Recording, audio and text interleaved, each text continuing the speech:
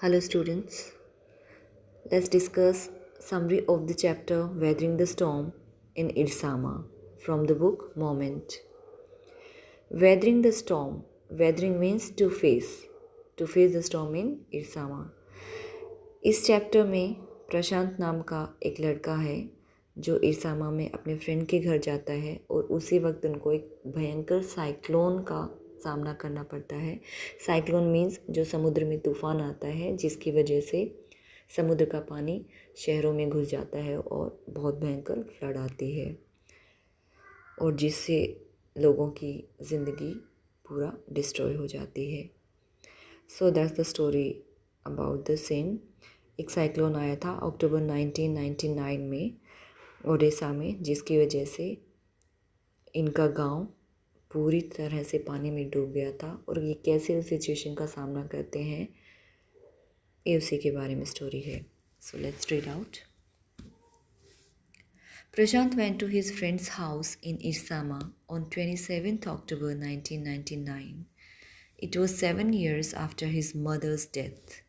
In the evening, heavy and continuous rain filled the darkness. Trees were uprooted.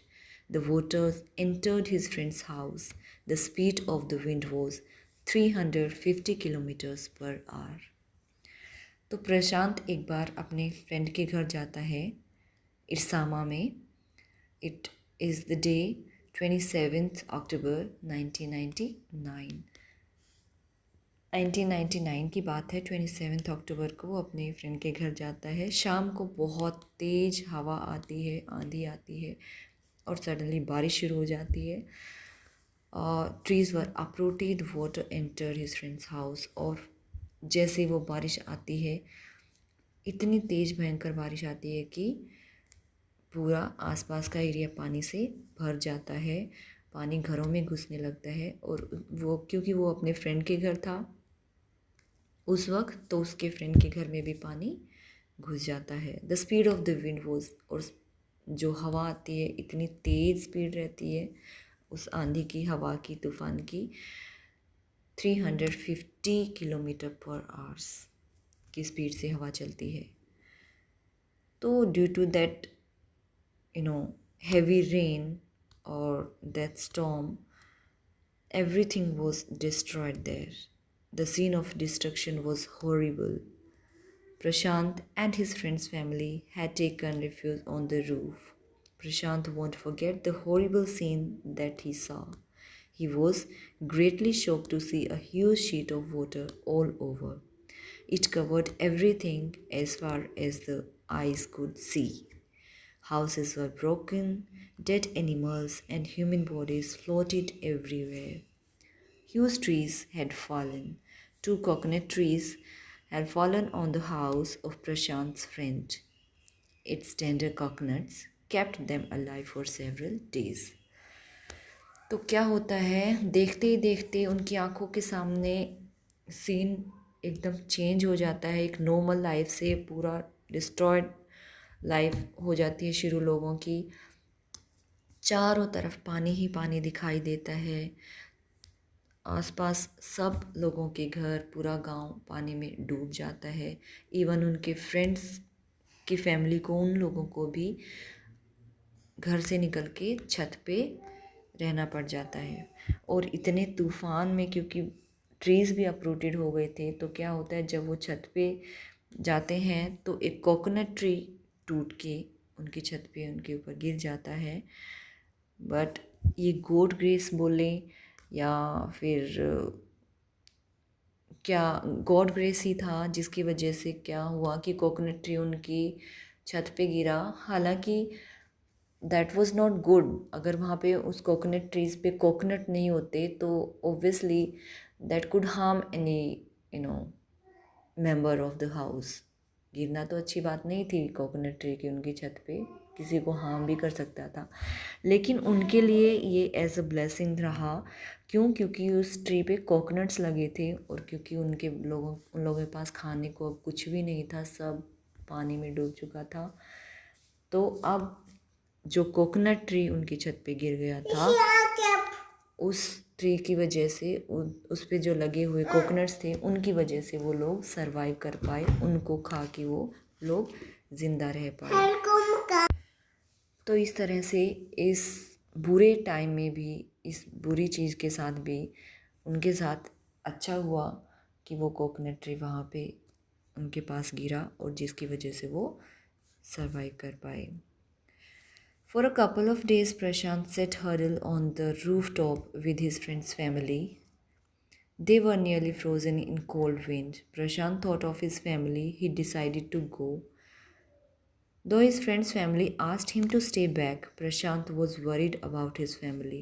So he got a strong stick.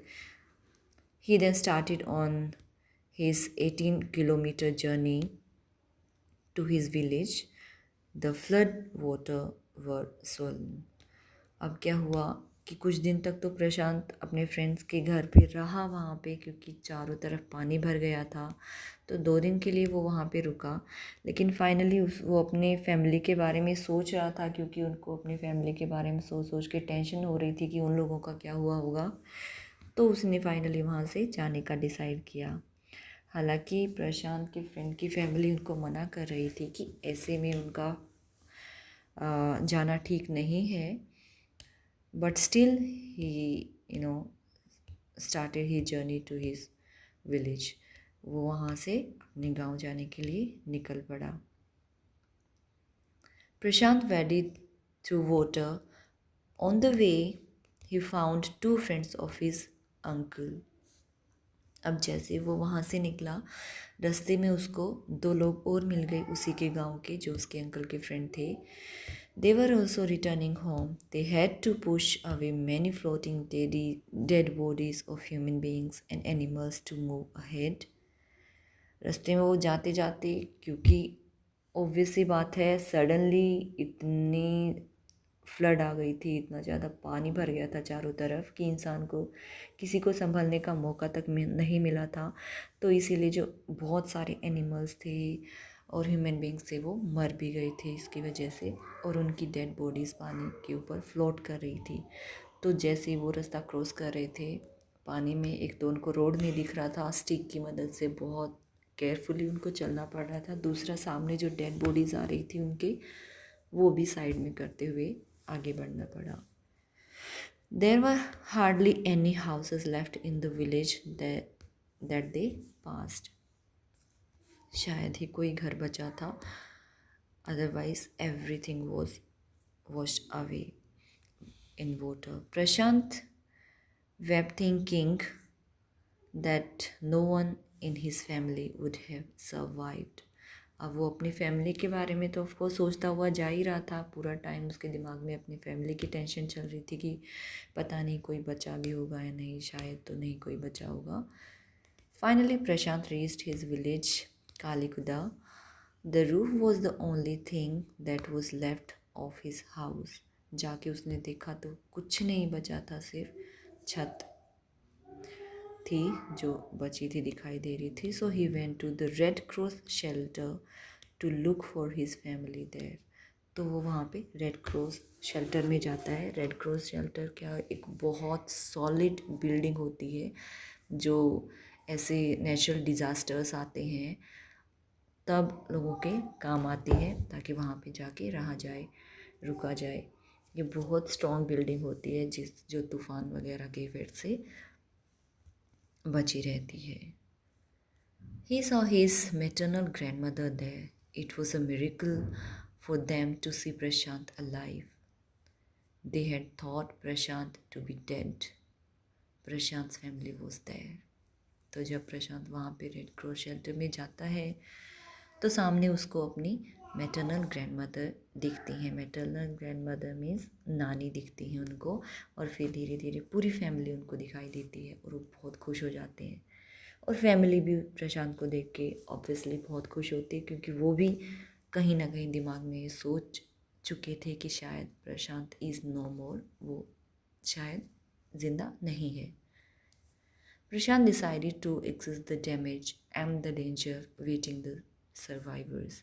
All the houses in the village had been washed away. Prashant organized a group of youth of his village. It pressurized the merchants to give them some rice. They made a fire and cooked the rice. However, the rice was rotting. His next step was to clean the place of filth, urine, and floating dead bodies. अब क्या हुआ?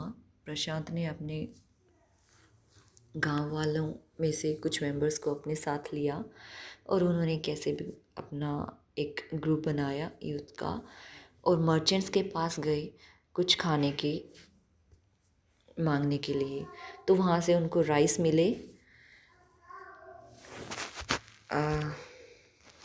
वहाँ से उनको rice मिले तो वो उन लोगों ने राइस पका के खाए। They made a fire and cook the rice. तो ऐसे जैसे भी उन्होंने जितना भी राइस मिला उन्होंने अपना गुजारा किया जब तक वो चले। His next step was to clean the place. अब खाने के बाद उनका नेक्स्ट स्टेप था कि आसपास गंदगी बहुत जमा हो गई थी क्योंकि सभी पूरा गांव उस रेड क्रॉस शेल्टर में रह रहा था और आसपास सफाई का भी कुछ ऐसा इंतज़ाम था नहीं है सच। तो इसीलिए अब नेक्स्ट स्टेप था उनका कि एरिया की सफाई की जाए, अच्छे से डेड बॉडीज़ को हटाया जाए, यूरिन और जो गंदगी जमा हुई है उनको साफ़ किया जाए।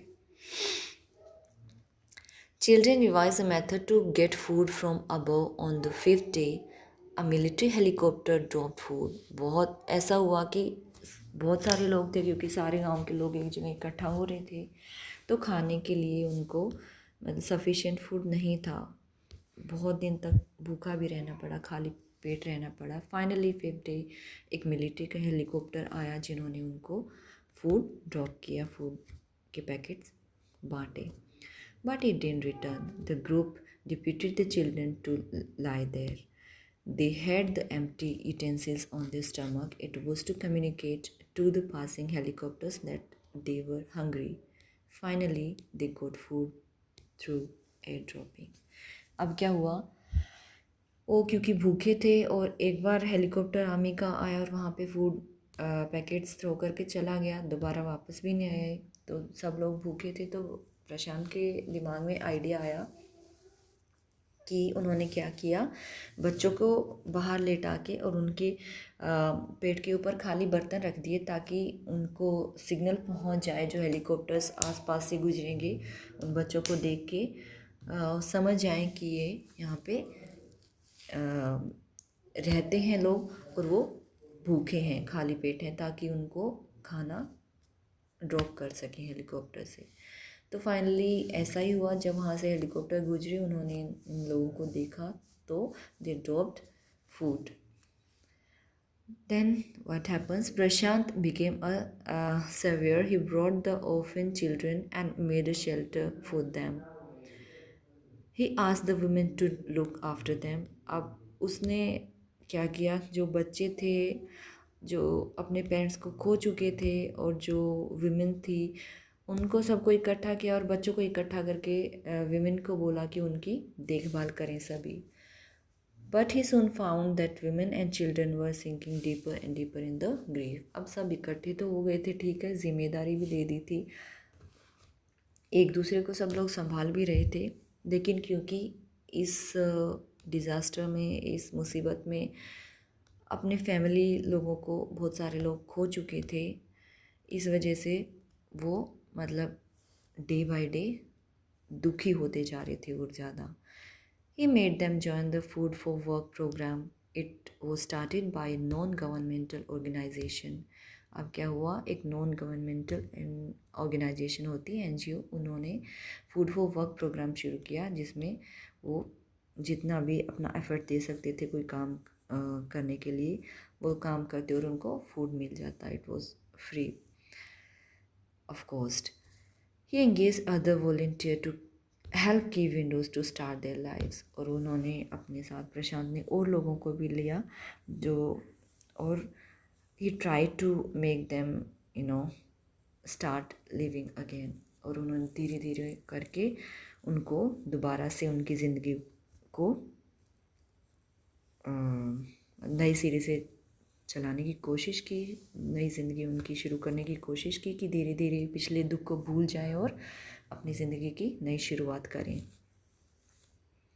He also believed that orphans should be resettled in their own community. 6 months passed soon after the super cyclone. अब क्या हुआ है कि उन्होंने प्रशांत ने अपने पूरे एफर्ट्स किए, उन लोगों को मतलब काम पे भी लगाया, तो छोटा मोटा काम भी दिया करने को, उसके एवज में उनको खाना भी मिल जाता था। और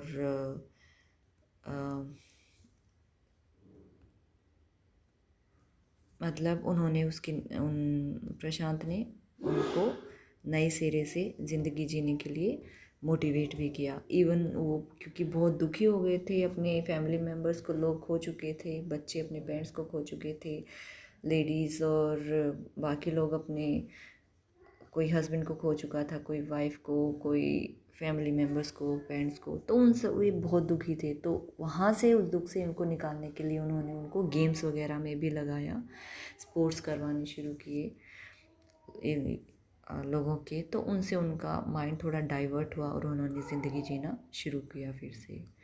तो ऐसे करते करते, सेटल करते करते सब कुछ 6 months लग गए।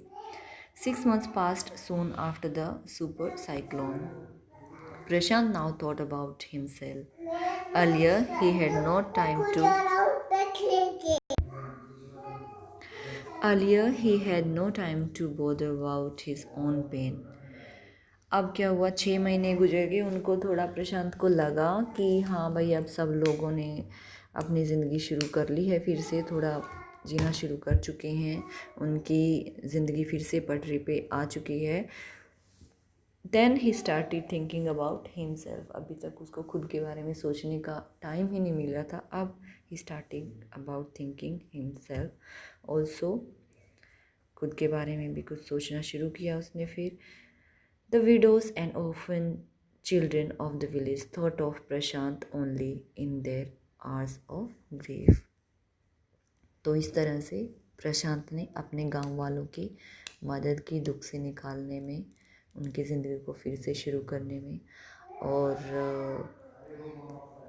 जब भी कोई दुख महसूस फिर से होता, तो इस तरह से जो विडोज़ थी, जो अपने हस्बैंड्स को, लेडीज़ खो चुकी थी, और जो बच्चे अपने पेरेंट्स को खो चुके थे, पेरेंट्स जिनके मर चुके थे इस साइक्लोन में, तो जब भी वो दुखी होते थे, they thought of Prashant only, Prashant के बारे में ही सोचते थे। तो that was the story of the chapter. I hope students story आपको अच्छे से समझ आ गई होगी। So try to answer the questions of the chapter. Thank you.